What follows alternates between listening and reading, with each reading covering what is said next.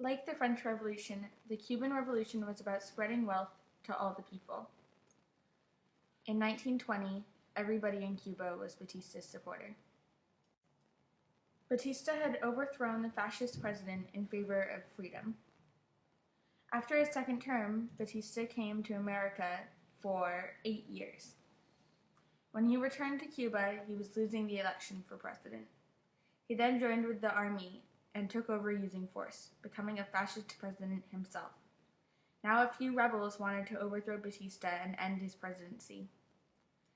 On July 26, 1953, these rebels, including the Castro brothers, attacked the barracks in Monica and Bayamo. Only 5 rebels were killed during the attacks, but 56 more were captured, tortured, and killed afterwards. The rest, including the Castro brothers, were sentenced to 10 to 15 years in prison. 2 years later, they were released due to public pressure on Batista. The revolutionaries then went to Mexico to plan their next attack, where Che joined them. In 1956, a group of revolutionaries arrived in Cuba by boat. Due to excessive weight, their boat arrived 2 days late, ruining their plans to coordinate with the other rebels. They tried to go to the Sierra Madre Mountains, but were stopped by Batista's army, who killed all but 20 of the 82 men. The rest, including the Castro brothers, escaped into the mountains. Soon a group of student revolutionaries tried to kill Batista, but Batista's army ended up killing most of them. Some of Batista's supporters joined the rebels because they didn't support a president who would kill the students. The U.S. also declared an embargo on Batista, saying they would no longer trade with Cuba because they didn't support Batista's decisions.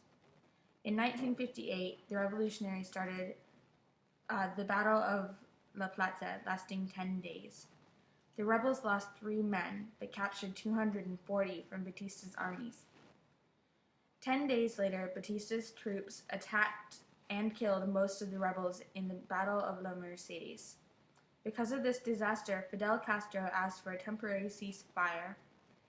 By August 8th, Castro and the other rebels had escaped back to the Sierra Madre Mountains. After a short time of planning, the rebels began many small attacks across Cuba. As they slowly converted more and more cities into revolutionaries, Batista got scared and left for the Dominican Republic, leaving all of Cuba to Castro. The victorious Castro formed a new government with Manuel Leo as the president. But the U.S. still kept their embargo because they thought of Castro as a communist. The U.S. still refuses to trade with Cuba. Batista's supporters were put on trial for war crimes such as murder and torture. Many were killed on the spot. The others were sentenced to long terms in prison.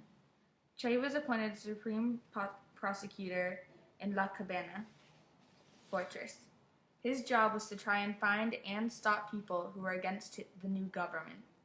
Castro himself began to run a fascist government. Many of his supporters, including Che, were unhappy with the result of the revolution.